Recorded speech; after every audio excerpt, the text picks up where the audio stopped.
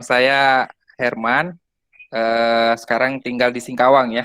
Eh, Gara-gara ada yang minta untuk di bimbel, di privat, makanya terinspirasi dari situ. Ya, bagaimana kalau diluaskan jangkauannya ke teman-teman sampai Sulawesi. Jadi akhirnya kita sampai membuat channel YouTube. Kita juga lakukan Google Meet supaya teman-teman bisa menjangkau kita di sini di Kota Singkawang ya, Kalimantan Barat.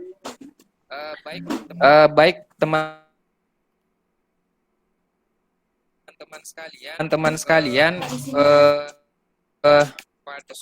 pada soal tes SKD saja dulu untuk malam berikutnya atau hari berikutnya barulah kita akan masuk pada pendalaman.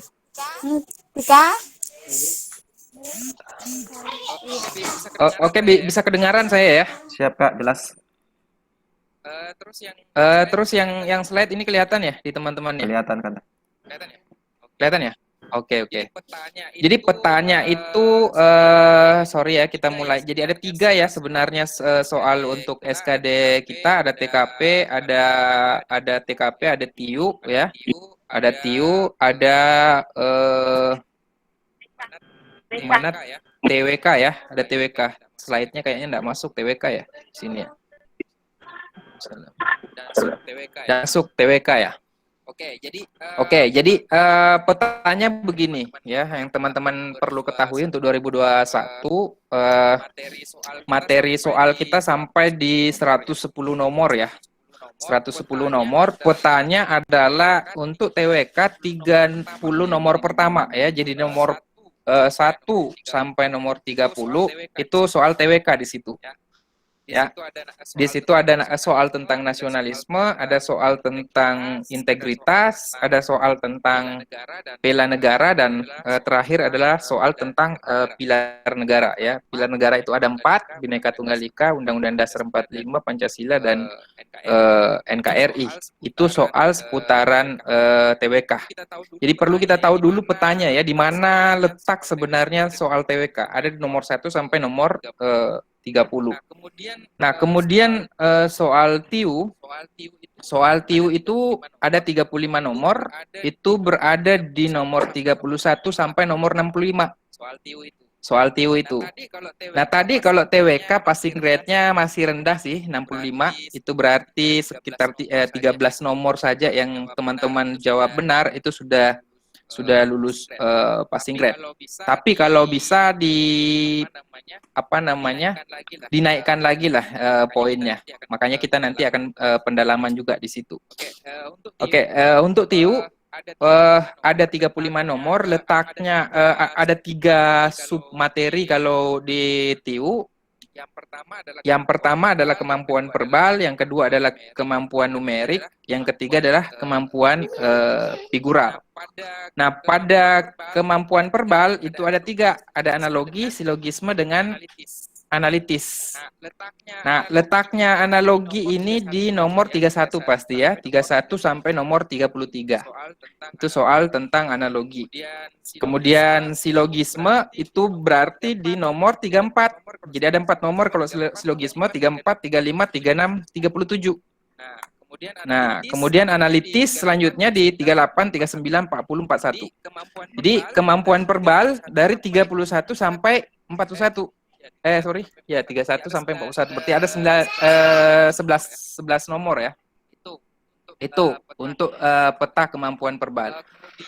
Kemudian kemampuan numerik ada 4 submaterinya ya, berhitung, deret angka, perbandingan kuantitatif, dengan soal cerita. Nah, berhitung itu sekitar 4 nomor, deret angka sekitar 4 nomor, perbandingan kuantitatif 4 nomor, deret angka 3 nomor, perbandingan kuantitatif 4 nomor, soal cerita 4 nomor. Jadi semua ada 15 nomor ya kalau kemampuan numerik ini. Nah, kemudian terakhir untuk soal TIU itu kemampuan figural, ada analogi gambar, ada ketidaksamaan gambar, ada serial. Jadi semuanya masing-masing 3 ini. Jadi semuanya ada 9 nomor ya. Jadi 11 nomor tes kemampuan verbal, 15 nomor tes kemampuan numerik, 9 nomor tes kemampuan figural. Jadi 35 nomor ya semuanya. Oke,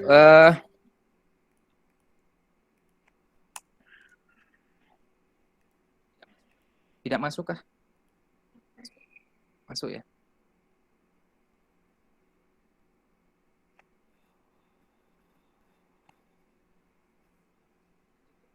Lanjut. Oke, terus untuk TKP ya, TKP itu ini petanya ya.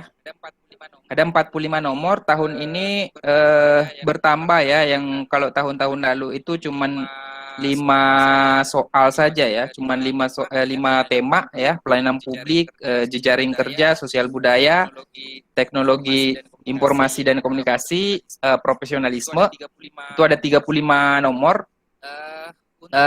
Untuk tahun ini itu bertambah satu tema lagi, itu anti radikalisme.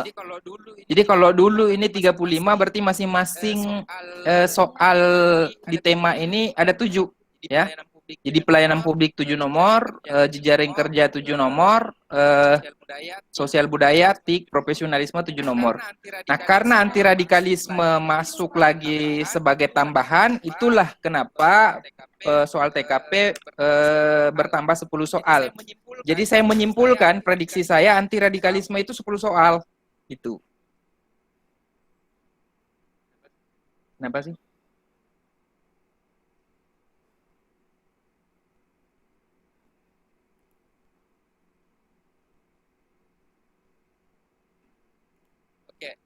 Oke. Itu peta secara keseluruhan ya. Jadi teman-teman paling tidak mengetahui petanya supaya nanti kita pada saat tes SKD 110 soal itu dalam waktu cuma 100 menit, saya hitung-hitung rata-rata pengerjaan soal, kalau kita mau rata-rata kerja semua ini ya, itu kurang lebih cuma 45 detik saja per soal, waktu teman-teman mengerjakan. Jadi untuk kedepannya bukan hanya menguasai materinya, tetapi yang kedua juga yang harus dilatih adalah manajemen waktu. Jadi pada saat teman-teman latihan satu nomor soal, tolong dikontrol manajemen waktunya, itu jangan sampai melebihi 45 detik satu soal. Ya, kalau lewat dari itu berarti nanti pada saat tes yang sebenarnya itu kita akan kewalahan untuk menyelesaikan 110 nomor soal SKD itu. Jadi harus dibiasakan ya sejak dari latihan, kontrol waktu teman-teman pada saat latihan satu nomor soal itu membutuhkan waktu cuma 45 detik. Gitu. Nah, bisa saja kita menguasai pengerjaan soal tersebut tapi membutuhkan waktu 3 menit. Nah, itu tidak efisien. Karena akan mengambil hak waktu bagi soal-soal yang lain untuk dikerjakan sehingga pada akhirnya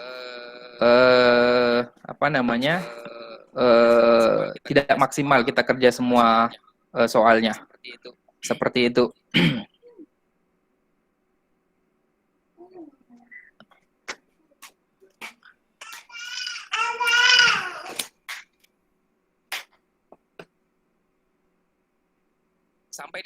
Sampai di sini dulu ada pertanyaan teman-teman ya. Bagaimana Pak Arman? Siap, Kak. Jadi petanya dulu ya. Saya ingin membicarakan peta supaya kita tahu medannya kita ketika masuk ke nomor sekian. Oh, berarti kita sudah berhadapan dengan TWK nih. Kalau kita sudah di nomor sekian, kita berhadapan dengan TIU. Ya. Nah, karena cuma 100 menit waktu kita, atau dengan kata lain rata-rata cuma 45 detik waktu kita mengerjakan satu nomor soal, maka ini harus membutuhkan strategi nih. Harus membutuhkan strategi. Kalau bisa teman-teman memulai menjawab soal itu di nomor 66. Karena nomor 66 sampai nomor 110 itu soal TKP di sana. Jangan disapu bersih dari nomor 1 sampai ke nomor 110. Kenapa? Karena soal TKP itu membutuhkan ketenangan untuk menjawabnya. Yang kedua adalah kalau TKP nanti di akhir kita kerja, kita sudah lelah, ya psikologi kita terganggu di situ. Jadi kita sarankan cari nomor 66 karena di situ kita akan berhadapan dengan TKP sampai ke nomor 110, baru kemudian kita ke TWK. TWK passing rate-nya cuma 65. Jadi kita harus bagi waktunya. Taruhlah misalnya dalam 45 soal di TKP, kita kerjakan cuman 30 menit misalnya. Berarti masih ada waktu 70 menit kita bagi ke TWK dan TIU. Jadi ini bukan hanya pada persoal penguasaan teman-teman mengerjakan setiap soal, tapi juga strategi yang diperlukan oleh teman-teman sekalian. Makanya di orientasi ini saya petakan dulu di mana letak soal TWK, di mana letak soal TIU, di mana letak soal TKP. Seperti itu. Nah, di TIU juga nanti saya akan perlihatkan peta kalau di TIU bahwa bisa jadi teman-teman sekalian tidak bisa menguasai semua TIU. Sehingga kita harus skala prioritas. Kalau di TIU misalnya kita harus skala prioritas. Ini kan ada 10 tema sih sebenarnya kalau di TIU ini: analogi, silogisme, analitis, berhitung, deret angka, perbandingan kuantitatif, soal cerita, analogi, ketidaksamaan dengan serial. Ya, ada 10 tema nih. Nah, yang tahu sebenarnya di 10 tema ini adalah kita, yang mana kita kuasai, ya. Kalau saya, bagi teman-teman yang menghindari matematika, itu bisa jangan dulu masuk ke matematikanya, ya kan? Karena soal matematika kemungkinan ada di nomor, ini kan tadi nomor 31 sampai 33, ya kan? Ini 34, 35, 36, 37 ya. Silogisme ada di situ, kemudian analitis 38, 39, 40, 41. Berarti soal berhitung di soal nomor 42, 43, 44, 45 itu soal berhitung di situ. Jadi kalau teman-teman lemah di matematika, hindari dulu matematika. Ya karena apa? Kalau teman-teman maksimal saja di analogi, silogisme, analitis, berarti Anda sudah mengerjakan 11 soal di situ. 11 soal kali 5, berarti Anda sudah punya 55 poin. Kalau Anda hindari matematika, langsung melompat ke kemampuan figural, di sini ada 9 nomor. 9 nomor tambah 11 nomor itu sudah 20 nomor. Berarti 20 kali 5 Anda sudah dapat nilai 100. Kalau betul-betul Anda menguasai kemampuan verbal 100% dengan figural 100%, berarti Anda sudah bisa sebenarnya 20 nomor soal TIU Anda kerjakan tanpa mengerjakan sama sekali soal matematika gitu. Ini bagi teman-teman yang tidak menyenangi matematika. Anda pun masih bisa mengumpulkan 20 soal kali 5 berarti 100 poin. Maksimal 100 poin yang Anda akan kumpulkan. Itu kalau teman-teman bisa mengerjakan 100% kemampuan verbal dengan kemampuan figural. Gitu. Nah, seperti apa nanti soal kemampuan verbal figural itu bertingkat. Ya, ada soal yang kategorinya yang mudah, ada sulit, ada sedang. Nanti kita akan perlihatkan bagaimana soal sulitnya kemampuan verbal di analogi, misalnya di silogisme, sehingga teman-teman bisa mengklasifikasi gitu. Kira-kira mampu tidak saya menjawab tuntas kemampuan verbal, gitu. Ya teman-teman yang tidak menjauhi matematika sama sekali juga jangan berkecil hati. Anda bisa mengumpulkan sampai 100 poin. Ya, dengan menghindari matematika, hanya fokus pada analogi, silogisme, analitis dan figural nih. Yang gambar-gambar itu kan. Itu Anda sudah bisa kumpulkan 100 poin maksimal. Tapi kalau masih mau ditambah lagi, bisa masuk ke matematika. Matematika yang paling mudah itu deret angka. Gitu. Jadi kita hindari dulu berhitung perbandingan kuantitatif dengan soal cerita. Kita deret angka dulu gitu. Deret angka kemungkinan 3 lah yang naik. Jadi sudah berapa ya? 115 lah poin.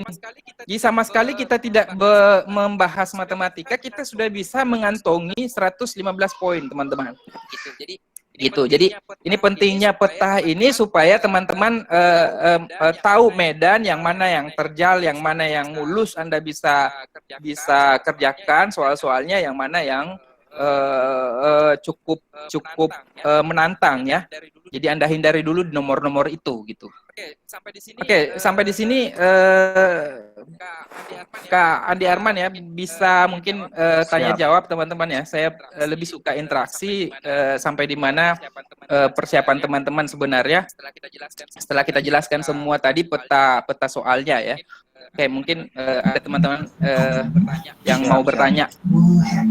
Mungkin peserta atau teman-teman sekalian ada yang ingin diperjelas lagi terkait dengan peta soal SKD ini. Silahkan aktifkan mic-nya dan silahkan bertanya. Oke, saya mau bertanya, Silakan, Pak. Bu. Ya. Bu Murni. Ya, Assalamualaikum warahmatullahi wabarakatuh. Waalaikumsalam. Begini, Pak, saya lihat di sini cuma yang dibahas di sini adalah peta soal TIU SKD, ya tentunya terkait dengan penerimaan CPNS ya. Ya. Sementara kalau di P3K itu soal seperti ini tidak ada gambaran seperti itu yang ada. Oke. Ya, ya bagaimana trik-triknya Pak untuk bisa kita juga memahami bagaimana menjawab soal nantinya lebih cepat dan tepat begitu Pak. Mengenai soal-soal yang apa saja yang akan disajikan nanti pada saat ujian nantinya. Ya, oke Pak, makasih banyak. Assalamualaikum warahmatullahi wabarakatuh. Silakan, Kak. Assalamualaikum. Oke, ada berapa P3K ya? Jadi ada P3K juga di sini. Jadi nanti kita akan pisah grupnya. Grup CPNS dengan grup P3K. Karena memang soal-soalnya ada yang berbeda, ada yang sama. Ibu guru atau bukan ya? Guru. Oh, guru. Jadi gini, saya jelaskan dulu sedikit ya. Untuk P3K, seleksinya itu tidak ada istilah SKD, SKB. Iya, betul. Tidak ada istilah itu. Yang ada adalah seleksi kompetensi namanya. Ya, seleksi kompetensi. Kompetensinya itu ada 3 ya. Ada 3. Kompetensi teknis, kompetensi manajerial, kompetensi sosial kultural. Iya, betul. Nah, ketiga kompetensi ini itu masing-masing punya passing grade ya, tapi sampai hari ini untuk 2021 soal P3K belum diterbitkan aturan main tentang passing grade. Jadi kita masih pakai yang 2019 saja sebagai acuan. Teman-teman bisa download nanti Permenpan RB nomor 4 ya, kalau saya tidak salah tahun 2019 mengatur tentang passing grade P3K. Di situ. Tapi nanti akan ada yang baru. Saya nggak bisa coret-coret nih. Gimana caranya? Tunggu sebentar ya. Ini ada teknis yang dikosongkan aja. Saya mau coret-coret sedikit untuk penjelasan P3K. Mohon maaf ya teman-teman yang CPNS. Karena ini pertanyaan di luar dari ini pembahasan kita tadinya adalah orientasi tes SKD ya, tapi karena ada teman-teman yang juga peserta di sini dari P3K, jadi kita juga sedikit menggambarkan peta materi di P3K. Bisa dikosongkan, saya mau coret-coret sedikit ya. Yang kosong aja. Di enter. Oke.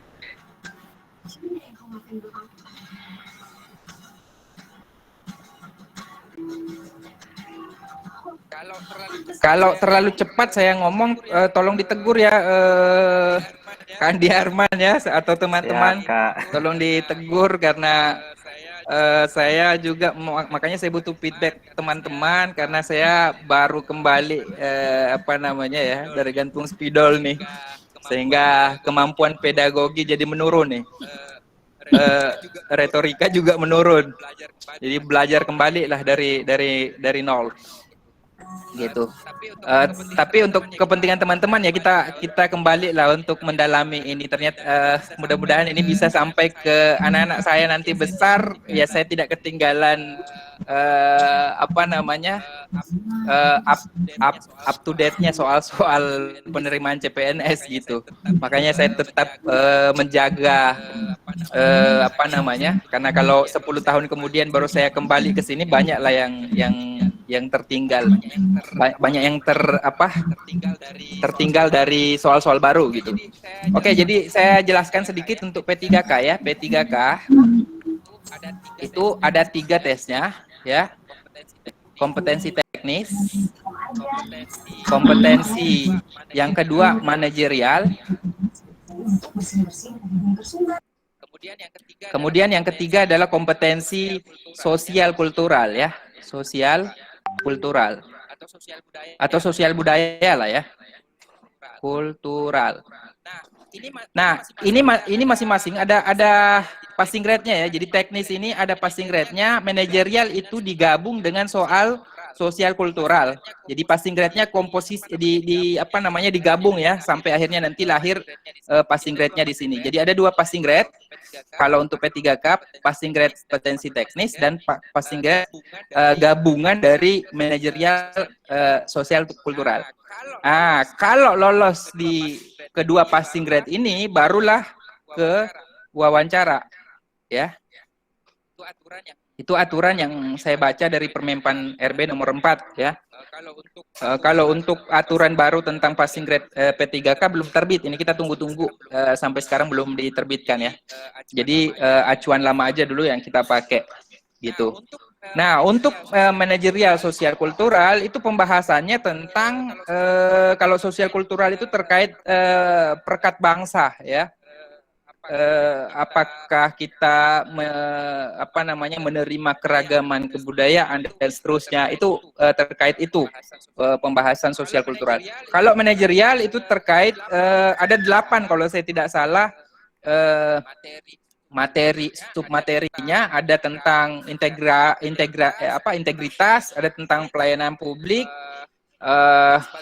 dan sebagainya. Nanti kita akan share di grup lah ya, bagaimana yang dimaksud manajerial ini. Nah, khusus untuk guru yang sudah punya sertifikat mengajar ya, dia sudah 100% nilainya di sini di kemampuan teknis. Jadi dia sisa tesnya di manajerial sosial kultural. Itu baru kemudian masuk di wawancara bagi yang sudah punya sertifikat mengajar. Tapi yang tidak punya sertifikat mengajar, dia harus ikut ini tes teknis ini, kompetensi teknis. Nah, itu ada 2 di situ. Ya, kalau guru ada tes pedagogi. Pedagogi itu cara mengajar, metode, RPP dan seterusnya ya, teori belajar apa semua. Itu pedagogi.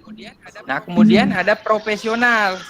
Profesional itu apa namanya? Tergantung. Kalau guru SD berarti profesionalnya ada 5.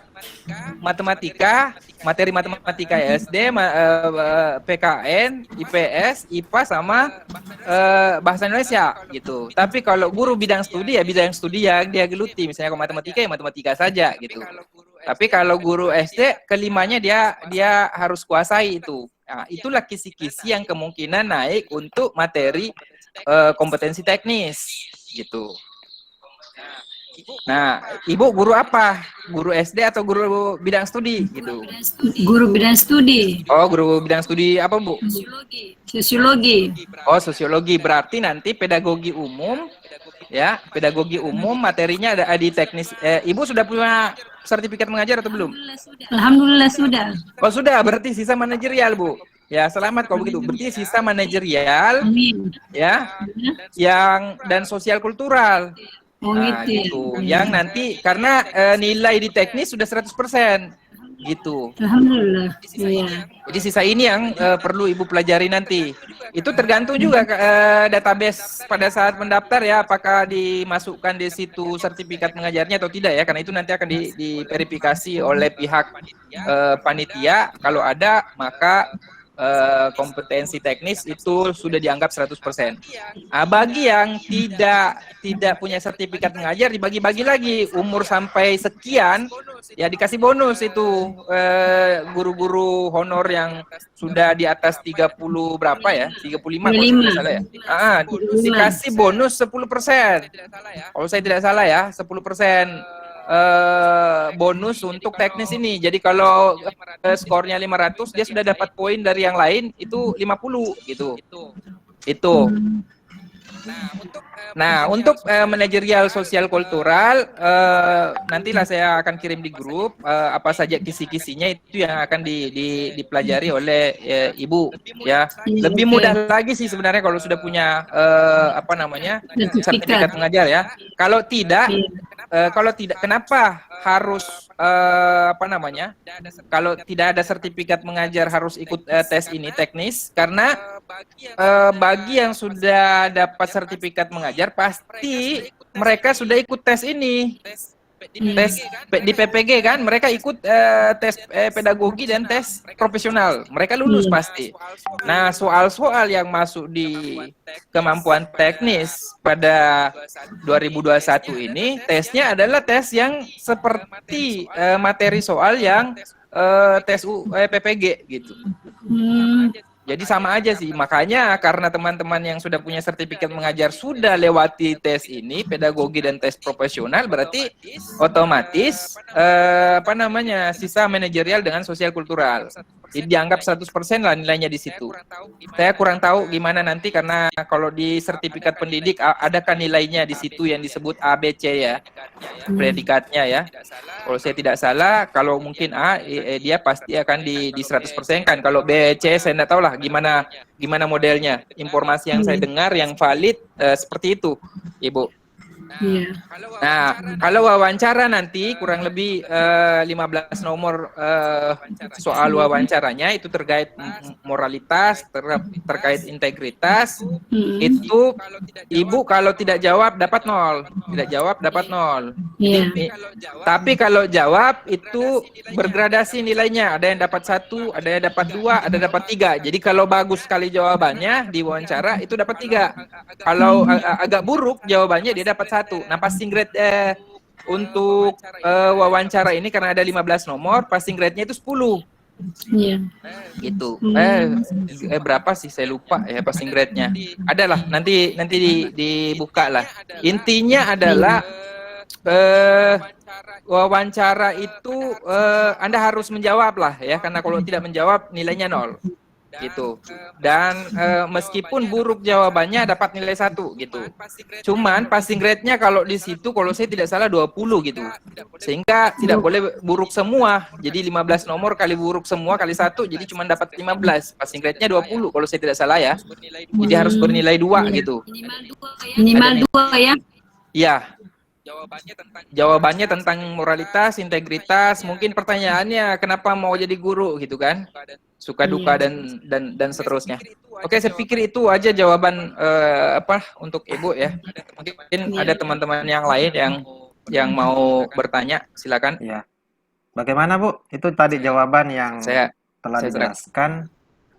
Mungkin ada teman-teman lain yang ingin bertanya terkait dengan orientasi SKD saat ini.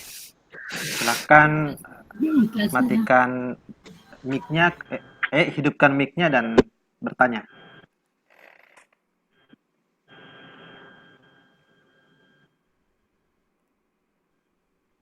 Waalaikumsalam, silahkan. Waalaikumsalam warahmatullahi wabarakatuh.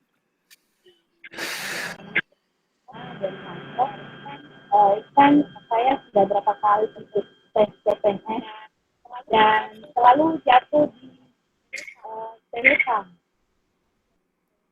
Oke. Bagaimana caranya Pak? Gimana caranya kita yang baru lagi dari tahun kemarin.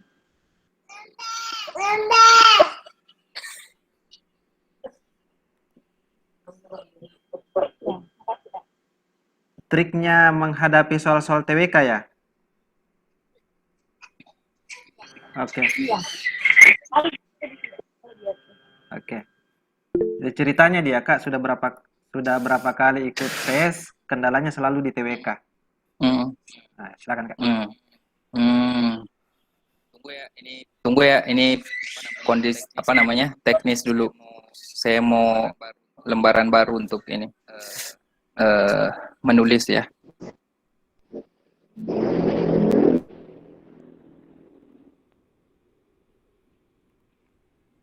Tidak masuk.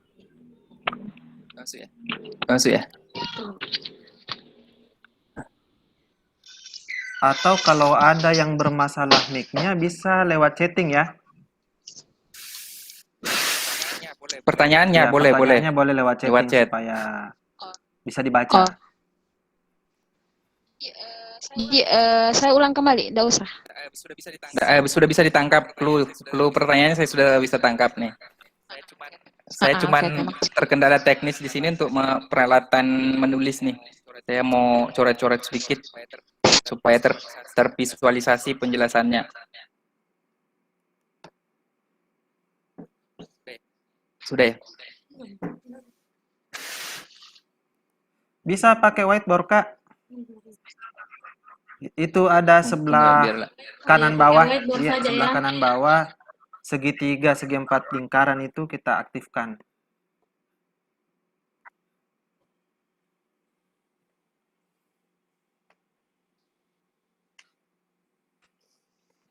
Sebentar, Nisa.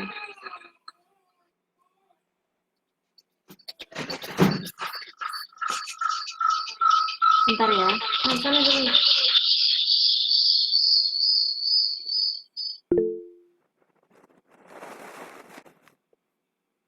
Jadi sambil menunggu untuk persiapan jawabannya, sempat ada teman-teman yang lain ingin mengajukan pertanyaan terkait dengan orientasi kita malam ini. Bisa lewat chatting dan voice.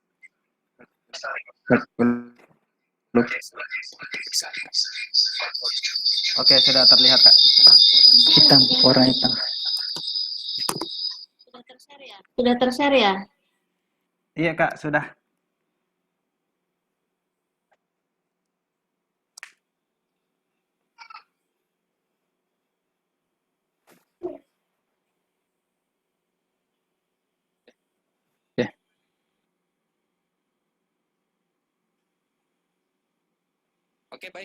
Oke baik, saya coba jawab ya. Jadi untuk TWK sejak 2019 itu kalau saya tidak salah ada istilah soal HOTS ya, HOTS. Saya tidak terlalu terbiasa sih sebenarnya kalau ini man. Beda dengan yang tadi tuh. Cara menulisnya ini masih ada kaku nih. Iya, Kak. Cuman tidak terlihat kita di tulisan tak. Iya. Oh begitu kah? Ah, Iya. tidak terlihat kah? Kali ini Oh sudah iya terlihat. iya. Oke man. Oke. Ini agak saya masih beradaptasi dengan cara menulis ini ya.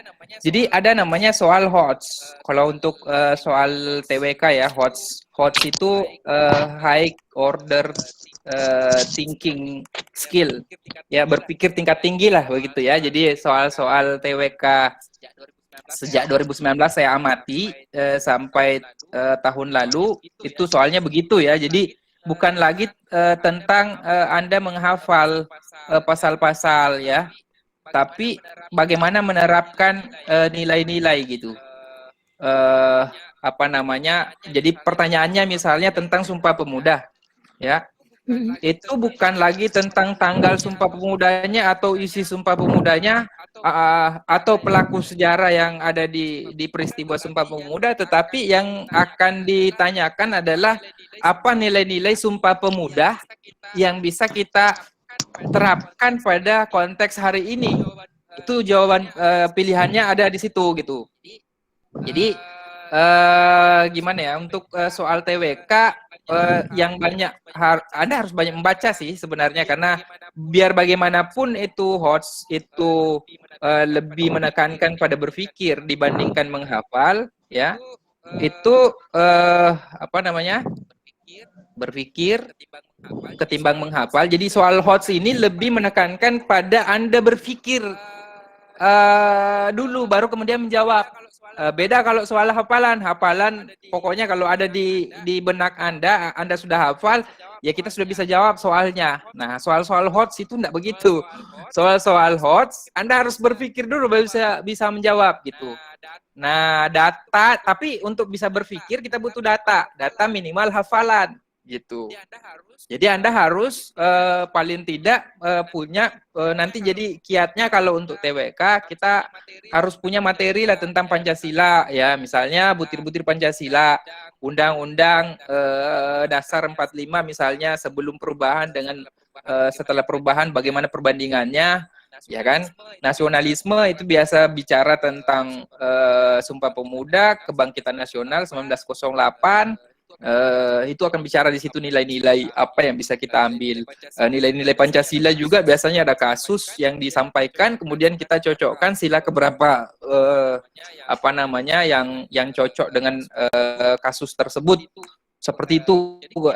Jadi kiatnya adalah ya kita harus punya banyak materi. Nanti saya akan kirimkan lah materi, tapi Anda harus punya keterampilan meringkas materi tersebut. Ya.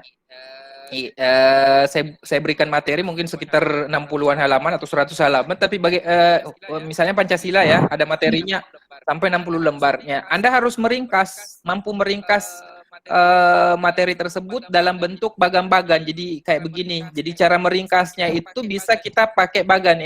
Ini otak akan lebih cepat menangkap kalau kita ringkas sebuah materi dalam bentuk bagan-bagan begini atau dalam bentuk tabel-tabel gitu.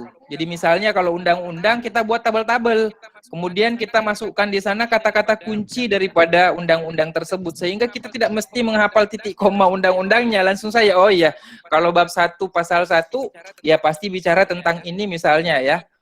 Jadi pada soal nanti kita langsung bisa ingat itu. Nah, tapi ingat pada soal TWK bukan hafalan yang diandalkan tapi berpikir. Nah, tidak bisa juga berpikir kalau kita tidak punya hafalan sedikit. Gitu. Hafalan diperlukan tapi tidak cukup dengan hafalan. Harus berpikir menggunakan hafalan tadi diolah gitu kan sampai akhirnya menghasilkan jawaban. Dan jawaban kalau TWK tuh mirip-mirip. Iya, Mirip. Nah, miripnya itu biasanya kalau kiatnya ya, kalau mirip-mirip begitu, biasanya ada satu soal yang merangkum semua soal yang mirip tadi, gitu. Maka kita tidak ambil soal yang kasus per kasus, tapi yang mana di situ pilihan jawaban yang bisa merangkum semua yang lain. Karena betul-betul susah memang soal TWK dari sisi soalnya dia tipe HOTS, dari sisi pilihan jawabannya itu sangat mirip dan kemungkinan A juga benar, B juga benar, C juga benar gitu kan. Secara apa namanya ya benar semua sih sebenarnya. Tapi yang paling benar adalah ketika dia mampu merangkum. Karena kalau kita cuma pilih B misalnya, berarti dia tersendiri saja. Berarti dia menolak C, D, dan seterusnya kan. Nah, taruhlah misalnya jawaban A itu dia yang merangkum jawaban B, C, D.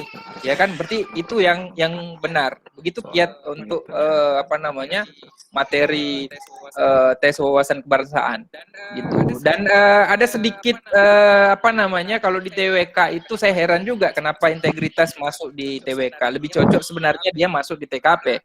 Karena saya sudah bongkar beberapa materi tentang integritas itu berkenaan dengan konsistensi, berkenaan dengan kejujuran, berkenaan dengan komitmen, ketangguhan, ya. Itu materi-materinya integritas. Makanya ada istilah itu soal TWK rasa TKP. Ada soal kayak begitu. Nah, itu soal integritas tuh. Yang seperti itu. Nah, saya herannya kenapa soal harusnya integritas ini masuk di soal TKP gitu. Tapi dia ditarik masuk ke soal TWK karena ini berkenaan dengan wawasan kebangsaan.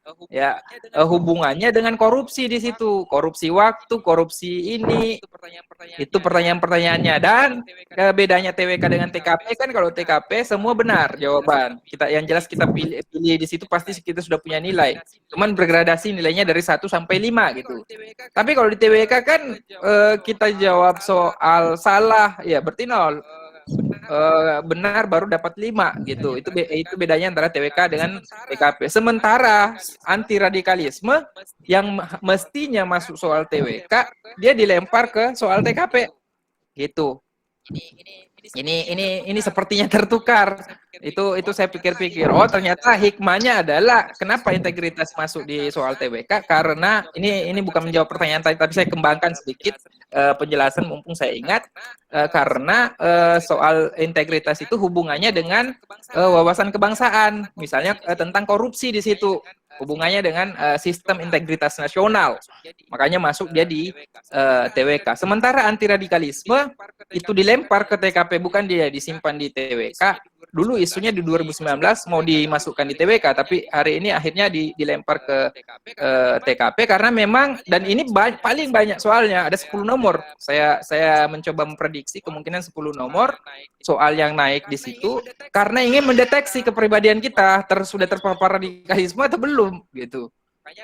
Makanya di situ anti radikalisme masuk di soal TKP, bukan di TWK. Di kiatnya untuk menjawab soal-soal TKP banyak membaca ya, karena hanya 4 saja sebenarnya tema di wawasan kebangsaan, hanya nasionalisme misalnya kan. Nasionalisme ya akan bicara tentang Sumpah Pemuda, akan bicara tentang kebangkitan nasional, akan bicara tentang proklamasi. Tapi soalnya bukan tentang peristiwa proklamasi, isi Sumpah Pemuda, tapi nilai-nilai kebangsaan apa yang akan kita petik di situ. Nah, pilihannya A, B, C, D, E. Nah, biasanya A, B, C, D, E berdekatan lagi, hampir semua benar. Maka yang mana jawaban di situ, pilihan jawaban yang paling mencakup dari semua, nah itulah yang benar. Karena kalau kita pilih B, dia seolah-olah bukan C gitu. Tapi kalau kita pilih A, anggaplah di A lah tempatnya itu tadi yang mencakup kan. Nah, kalau kita pilih B berarti dia menolak C, D, E. Nah, begitu pula yang lain. Tapi kalau kita pilih A, maka dia sudah memasukkan di dalamnya B, C, D, E gitu. Itu cara atau trik mengerjakan soal TWK. Kemudian yang kedua, baca materi TWK. Ada sampai 60 halaman itu ya, memang tentang Pancasila banyak beredar. Tentang Pancasila, ini lagi tunggu ya. Lagi lobet, lobet. Masih bisa terdengar ya di situ? Masih, Kak. Oh iya. Jadi sudah bisa diikuti ya maksud saya ya. Jadi tolong dirangkum. Makasih banyak, iya. Tolong dirangkum itu materi TWK yang beredar, sudah ada tentang Pancasila, sudah ada tentang Undang-Undang Dasar, tentang bela negara, karena kalau di bela negara itu biasanya bukan tentang peraturan bela negaranya, tapi bagaimana bentuk bela negara kita di masyarakat, misalnya kayak PMR, bayar pajak, kira-kira itu bela negara atau bukan? Apakah bela negara itu hanya misalnya terkait kegiatan militer gitu?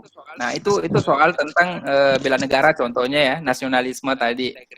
Integritas itu berbicara tentang kejujuran, tentang ketangguhan, bicara tentang konsistensi.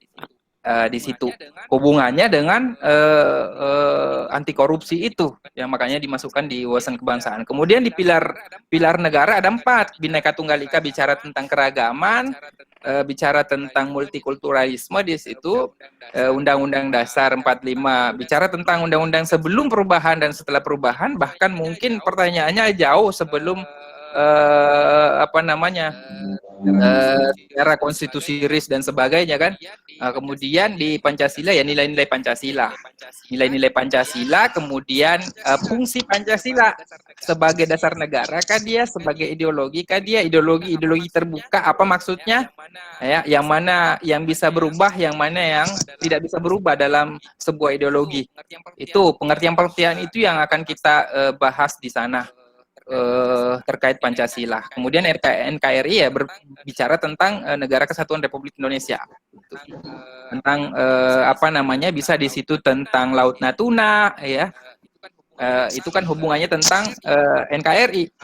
Apa sikap kita konflik yang ada di Laut Cina Selatan, hubungannya Indonesia dengan negara lain dan seterusnya. Seperti itu sebenarnya. Jadi kalau bahas TWK mungkin kita merasa cukup ketika masuk, kita sudah belajar banyak tentang Pancasila, tapi Pancasila hanyalah salah satu materi dalam TWK. TWK punya 4 submateri. Ada nasionalisme tadi, ada pilar negara ada 4, kemudian bela negara, kemudian integritas. Jadi baca semua itu. Jangan cuma Pancasila saja dengan undang-undang dasar diandalkan untuk masuk TWK, bisa gagal kita. Itu baca semua itu tentang bela negara, ada banyak beredar, sisa diringkas. Nah, cara meringkasnya tadi ya bisa dalam bentuk pagan kayak begini, dibuat kayak beginilah ya. Kemudian bisa dalam bentuk tabel, kita buat tabel-tabel lah. Yaitu cara mencatat efektif supaya tadinya kita bosan membaca dengan bentuk yang yang kayak buku gitu, ya akhirnya bisa muncul catatan kayak ya ini lebih efektif menghafalnya gitu. Setelah punya hafalan itu banyak latihan soal-soal, meskipun soal-soal hari ini saya sudah lihat begitu banyak soal yang beredar tentang TWK untuk terkategori sebagai soal HOTS itu jarang saya dapat, sehingga untuk nanti pendalaman kita di TWK saya akan lebih banyak kirimkan materi ke teman-teman ketimbang soal. Kita akan pakai soal-soal, tapi ini masalahnya kalau soal ini susah di ini. Apalagi saya dengar untuk tahun ini ada penambahan soal dari konsorsium perguruan tinggi ya. Bang Nadim kemarin sudah terima itu, dan jadi dari konsorsium perguruan tinggi serahkan ke Kementerian Pendidikan bahas bersama yang lain, akhirnya dimasukkanlah ke bank soal chat BKN. Oke, saya pikir itu dulu jawabannya ya. Saya serahkan kembali ke Kak Andi Arman ya. Terima kasih. Ya. Siap, Jelas Anda. ya? Ada yang lain mungkin yang ingin Oke. bertanya terkait dengan pendalaman orientasi kita pada malam ini? Jadi kalau soal-soal TWK ini tidak hanya butuh dengan hafalan-hafalan tadi, tapi kita harus buatkan dia bagan atau matriks lah, supaya memudahkan kita menjawab soal-soal terkait dengan TWK nantinya.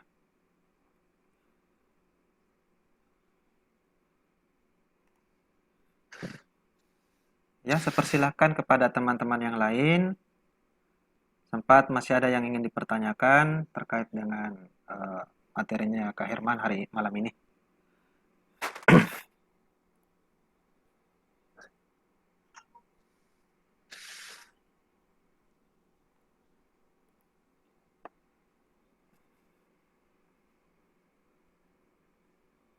Bagaimana dengan aturan passing grade-nya, Kak? Apa ada perubahan atau bagaimana? Passing grade masih sama. Yang dulu TIU itu 80 ya. TIU itu 80. 80 poin itu setara dengan 16 soal benar ya. Kalau TWK itu 65. Itu setara dengan 13 soal benar ya, 65 ya. Sebenarnya sedikit sekali sini, 65 ini sedikit nih. Dari 30 soal kan kalau kali 5 berarti 150 nilai tertinggi kan. Masa untuk capai 65 tidak bisa Berarti gitu turun, kan. oh. Berarti ya Dulu enggak turun. bukan Kenapa? 70 dulu, Kak. Saya lupa deh. Yang jelas sejak 2020 yang saya dengar sih 65, ini TIU 80, hanya TKP yang naik. Kenapa? Karena ada penambahan satu tema anti radikalisme. Tambah 10 soal ya. Nah, bertambah 10 soal. Makanya saya simpulkan anti radikalisme kemungkinan 10 soal. Ya, ini 166. Tadinya kan cuma 126. Jadi 40 poin penambahannya. 166 sorry ya. 166 ini itu setara dengan 74% loh. 74% dari passing grade, dari nilai tertinggi. Siap. Hati-hati. Kalau kemarin itu cuma 126. Sekarang naik jadi 166. Jadi artinya apa 166 ini, 74% ini artinya apa? Nggak boleh Anda hanya rata-rata 3 poin dalam satu soal. Nggak boleh. Karena kalau 3 poin satu soal nggak cukup 166. Saya sudah hitung-hitung tuh. Maka Anda harus bermain di poin 4 sampai 5 dalam satu soal. Siap. Itu trik di TKP. Nah, yang lain sama ya, TIU 80, tapi 80 ini sebenarnya sih berat ya, kalau saya 80 masih tinggi sih ini. 80 ini. Tapi kalau bahasa teman tadi justru dia gagal di TWK ya. TWK karena TWK itu susahnya TWK karena kita di situ analisis. Soalnya analisis, bukan menghafal. Tidak cukup dengan hafalan untuk menjawab soalnya. Kita harus berpikir menggunakan hafalan itu. Tapi kalau tidak menghafal juga tidak ada bisa diolah gitu. Jadi harus menghafal sebagian hal-hal penting di Berarti TWK. langkah awal itu adalah hafalan. Baru bisa. Kalau sudah punya hafalan berarti Ya, sudah punya hafalan. modal. Punya modal. Gitu. Tapi tidak cukup dengan itu. Tidak cukup. Harus dianalisis lagi pakai itu tadi bahan-bahannya. Siap. Gitu. Materinya banyak kalau TWK. Makanya kalau saya lebih banyak hafalan, kemudian banyak soal-soal nanti yang beredar bisa dipakai lah untuk itu, tapi tidak seperti itu soalnya. Tidak ada hari ini soal TWK bocor, tidak ada. Beda dulu waktu masih 2014 saya masih ikuti perkembangan ya 2014-2015 itu karena dibagi ada soal untuk chat. Kita uji coba chat waktu itu, ada soal yang LJK, pakai LJK gitu. Yang di LJK inilah yang banyak bocor sejak 2014 itu. Nah, sejak sistemnya dirubah semuanya lari ke chat, tidak ada lagi soal bocoran untuk TWK gitu. Apalagi konsorsium perguruan tinggi tiap tahunnya mengupdate di bank soal chat BKN itu. Ya. Seperti itu, sehingga soal-soal baru kita hanya bisa meraba-raba lah ya. Kalau ada yang sampai mengatakan memprediksi TWK akan seperti begini, saya tidak bisa jamin. Tapi temanya tetap ada tema tentang itu gambarannya saja ya, bahwa ada soal kemungkinan akan naik soal Sumpah Pemuda misalnya, tapi soalnya bukan tentang peristiwa Sumpah Pemudanya, tapi nilai apa yang bisa kita ambil, atau mungkin diangkat di situ ketuanya. Nilai apa yang kita ambil dari ketuanya Sumpah Pemuda gitu. Misalnya proklamasi Soekarnonya, nilai apa yang bisa kita ambil dari Soekarno gitu. Saya pikir itu untuk sementara ya. Siap, Kak. Bagaimana teman-teman yang lain, ada yang ingin bertanya? Atau sepertinya sudah mengerti semua nih Kak untuk orientasi kita malam ini? Oke, sudah ngerti. Oh, ini ada yang bertanya Kak. Silahkan. Mana sih? Oke. Silahkan, silakan. Afran. Sudah jelas? Sudah jelas Kak? Oh, sudah jelas. Oke, sudah jelas ya. Oke, Nak. Nah, jadi yang dibutuhkan teman-teman itu tadi kalau di TWK banyak membaca lah, kemudian banyak membaca, kemudian ringkas bacaannya seringkas mungkin, cara mencatat efektif yang dipakai untuk kemudian akhirnya kita bisa menghafal cepat itu materi-materi yang ada, karena itu yang akan kita bawa masuk ke tes TWK. Tapi tidak cukup dengan itu, dia harus diolah dengan berpikir ya. Seperti itu. Kalau untuk soal TKP banyak juga beredar, tapi cuma 5 ya. Sampai hari ini belum ada yang bisa mengklaim soal anti radikalisme seperti begini soalnya. Itu. Tapi berdasarkan kisi-kisi Permenpan RB, kita sudah bisa baca di anti radikalisme ada 2 kemungkinan soal yang akan naik bentuknya ya, dari 10 nomor yang ada dibagi 2. Ada yang bentuknya bertanya tentang bagaimana ciri-ciri atau bagaimana yang disebut perilaku radikalisme itu, ya kan? Yang kedua, sebuah skenario cerita, kemudian kita bagaimana menyikapi anti radikalisme di kantor, misalnya kalau teman sejawat yang melakukan itu, apa yang harus kita lakukan? Nah, seperti itu mungkin soal di anti radikalisme. Nah, bicara tentang bentuk-bentuk anti radikalisme itu kan sudah ada SKB 10 menteri kalau saya tidak salah ya. Keluar itu, itulah bentuk-bentuk radikalisme di situ di SKB itu, bisa dibaca di situ nanti. Itu. Sama enggak soalnya ini Kak, yang KPK kemarin itu, yang sempat heboh? Lain, dibedakan. Kalau KPK itu cuma 3 sih sebenarnya. inti soal TWK-nya integritas, anti radikalisme, sama apa lagi satu ya. Saya lupa satu temanya, makanya BKN akhirnya rilis konferensi pers bahwa ini TWK untuk pegawai KPK dengan tes CPNS itu berbeda. Kenapa? Karena mereka jadi pejabat eselon nanti. Jadi harus berbeda soalnya. Mereka sampai di FGD-kan apa semua kan. Jadi tidak cukup dengan tes tertulis. Nah, tapi bayangannya ya, nanti saya akan coba memberikan materi tentang anti radikalisme di grup. Mungkin itu bisa menjadi panduan teman-teman dan itu diterbitkan oleh siapa sih yang menanggulangi terorisme? BNPT. Siapa sih ya? Nah, BNPT dari modul resmi dari BNPT gitu. Bagaimana cara yang mana yang disebut bentuk-bentuk radikalisme itu? Nah, gitu. Karena ada radikalisme negatif, ada radikalisme positif. Yang kita maksud adalah radikalisme negatif, gitu. Terus yang mana bentuknya? Itu sesuai dengan SKB 4 menteri. 10 menteri gitu.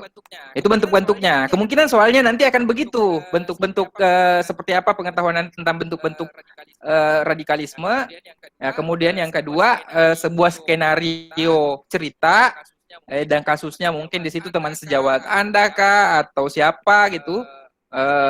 Akhirnya bagaimana Anda menyikapi dia yang terpapar itu, apa yang harus dilakukan? Apakah tindak pencegahan kah, tindak melaporkan kah dan seterusnya? Nah, itu nanti yang akan kita bahas di anti radikalisme. Nah, ada waktunya lah kita akan pendalaman mungkin di TKP, baru kita akan bahas lebih detail tentang itu.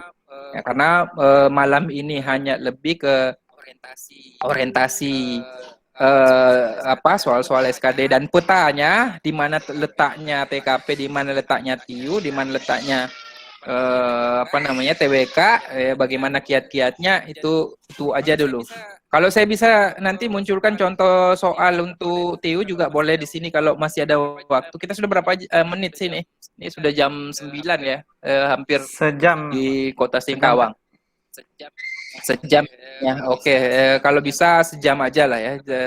Terlalu lama itu biasanya kalau di quantum learning yang kita ingat cuman yang pertama dan terakhir itu. Pada saat menerima pelajaran itu kalau cuma biasanya cuma di depan dan di belakang yang diingat. Jadi kalau terlalu lama kita belajar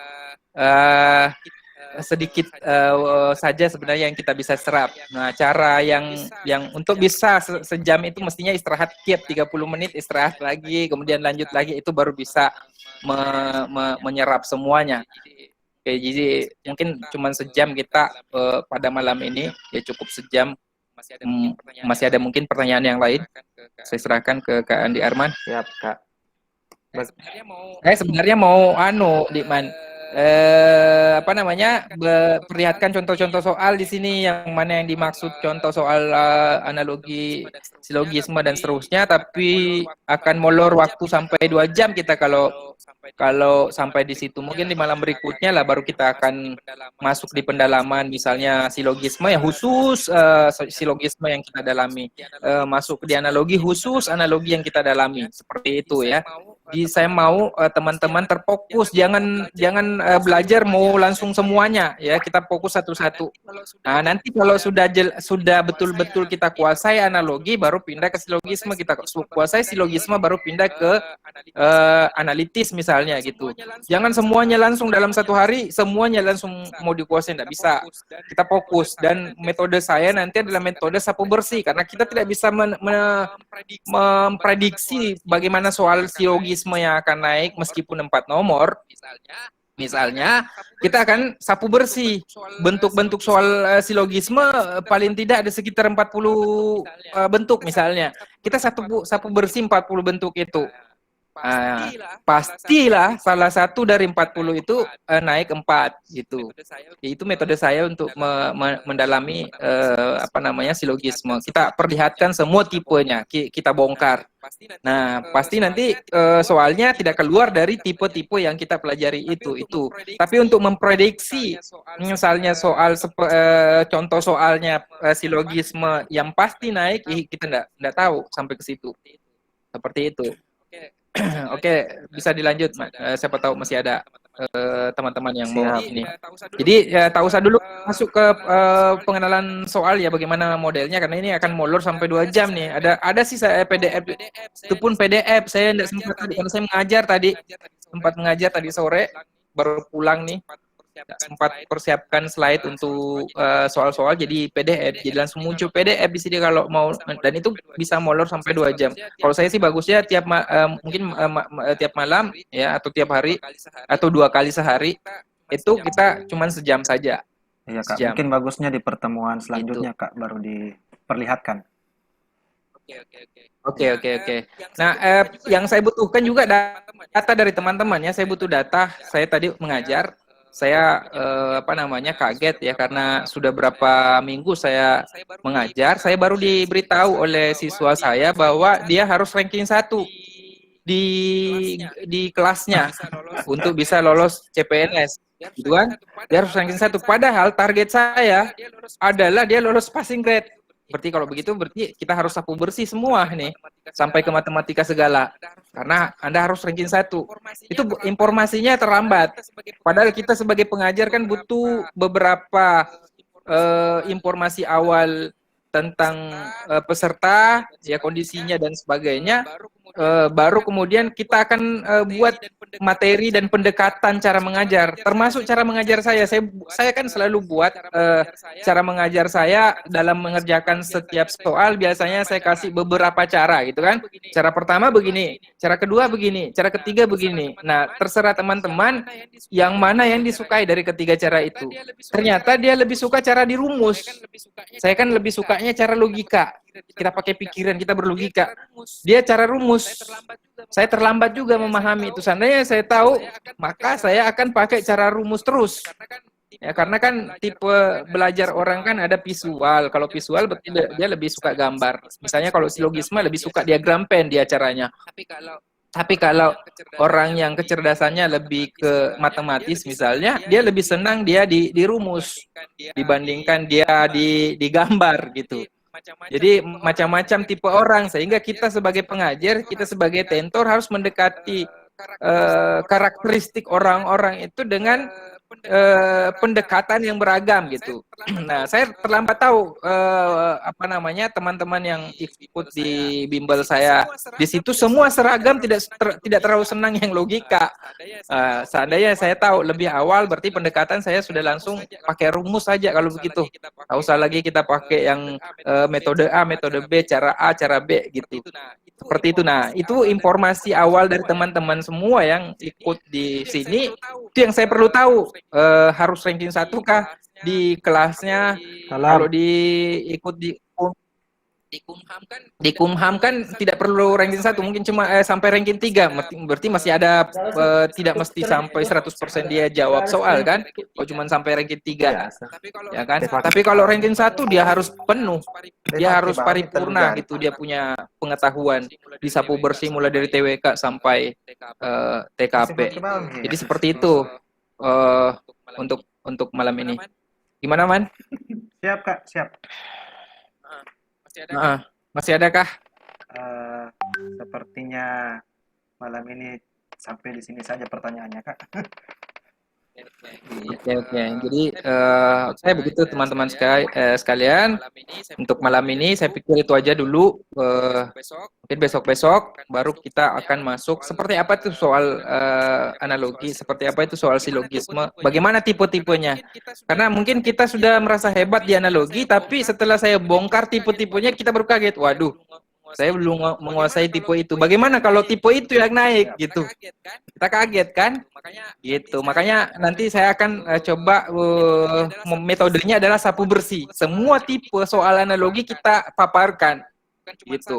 Bukan cuma satu tipe, karena analogi banyak tipenya. Silogisme juga demikian, analitis juga demikian, ada tipe-tipenya. Nah, itu yang akan kita perkenalkan ke teman-teman, ada tipe begini, tipe begini, tipe begini. Jadi kemungkinan soal yang naik pasti salah satu dari sekian tipe yang kita perkenalkan itu. Nah, begitulah cara saya memprediksi, bukan memberikan 35 soal TIU saja dan kemudian berani mengatakan ini bocoran nih. Seperti ini soalnya, dan begitu. Kita harus bersih. Saya pikir itu ya untuk malam ini penegasan dari saya serahkan kembali ke Andi Arman untuk menutup acara kita ya. Terima kasih. Assalamualaikum warahmatullahi wabarakatuh. Waalaikumsalam warahmatullahi wabarakatuh. Terima kasih Kak atas waktunya. Insya Allah untuk pertemuan berikutnya akan diinformasikan di grup. Malam ini kita akhiri sampai pukul 20.08 lewat ini. Oh iya. Ya. Terima kasih untuk kehadirannya teman-teman. Semoga apa yang kita bahas dan dengarkan malam ini dapat kita serap, dapat kita mengerti, dan dapat kita aktualisasikan dalam menjawab soal-soal nantinya. Amin. Ya Rabbal Alamin. Hadu fisabilil haq, fastabiqul khairat. Assalamualaikum warahmatullahi wabarakatuh. Waalaikumsalam warahmatullahi wabarakatuh. Mari ya.